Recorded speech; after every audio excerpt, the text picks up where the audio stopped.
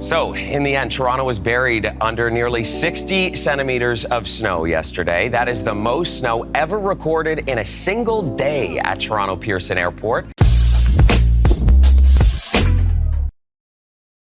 Yun!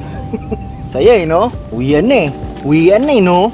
Pagod ang work. Grabe yung mga, ngayon? Mga binubuhat-buhat dito. Lalaki. As in, malalaki. Panis yung mga binubuhat sa, sa dating trabaho. Mga baboy.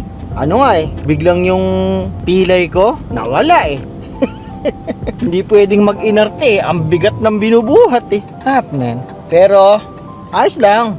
Ano brand mo yan? Maganda nga parang nakakapag-workout ako.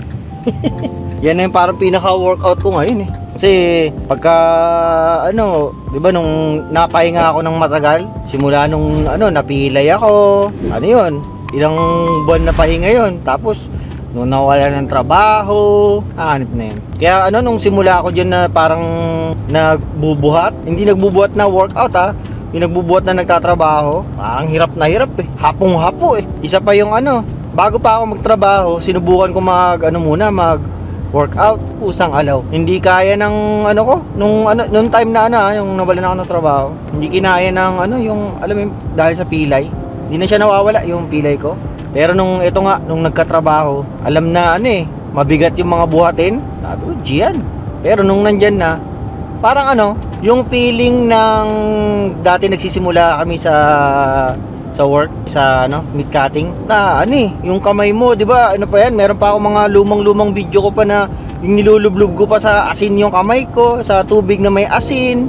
Tapos naglalagay ako ng mga Voltaren, mga ganyan, yung para sa sakit ng kamay, yung laging merong ipikasent yung kamay ko. Masakit kasi pagkatapos ng trabaho. Pero pagka yung magsisimula na yung trabaho, biglang mawawala. Ganun nangyayari dyan sa trabaho dyan. Oo, may nararamdaman na pilay, pero pagka yung magsisimula na, wala kailangan para sa ekonomiya Pero nakita niyo yung ngayon, yung yung snow sa iba-ibang lugar ng Canada. Grabe yung snow ngayon, no? O meron na namang kolisyon. Ewan ko kung yan. Merong parang naka-hazard yun. Tingnan nyo. Yan. Hindi ko alam kung anong yan. Disgrasya nga. Ayun, nakataas yung hood ng kotse sa harapan. No? Ayan, banggaan na naman. Dami rito, talaga, yung mga aksidente. Marami kasi dito yung mga nagmamadali. Akala nyo yung mga yung mga taxi sa Pilipinas, yung mga minsan mga parang pulpul. Diyos ko po, dito marami rin. Mga hari ng daan. Pero hindi naman kasi marami.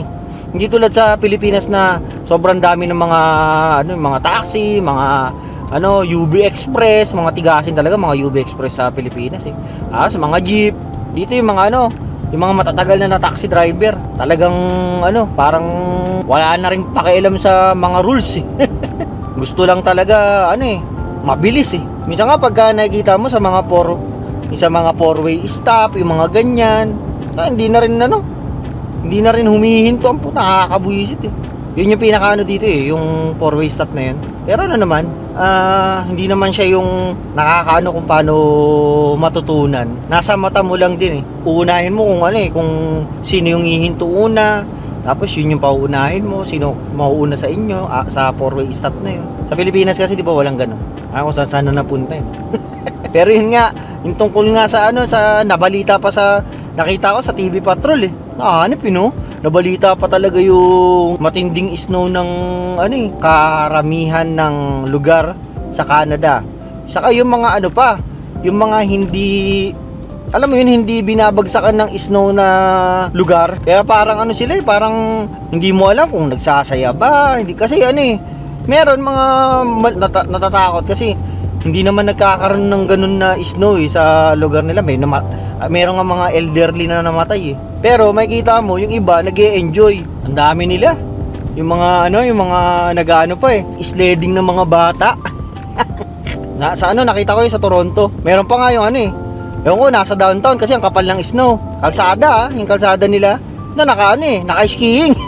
Ang lupit din Talagang in-enjoy din nila eh. Dito kasi sa amin, wala eh, normal lang yung ganun eh.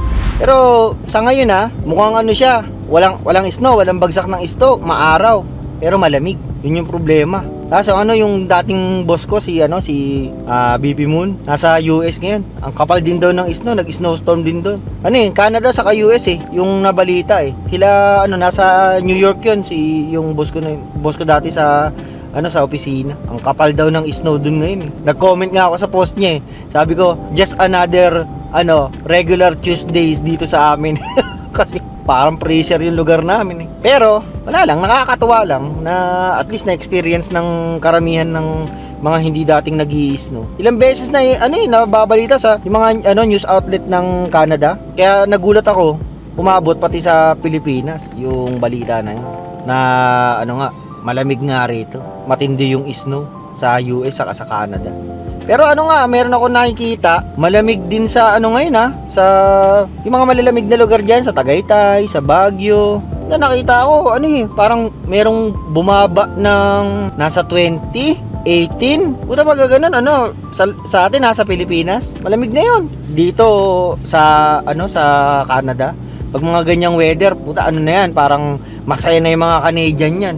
Makikita mo, mga nagsho-short na rito, naglalakad ng aso. Kasi sa kanila, na yun parang pa-spring na yun, ganun. Tinignan ko nga, akala ko mag-i-spring na, etong February, akala ko, huhupa na yung lamig. Usang alaw. Parang mga kalagitnaan ng February, parang meron ako nakita. Minus 39 ba? Yung high yung pinakamababa na yun na temperature. Sipin nyo minus 39. Diyos ko po.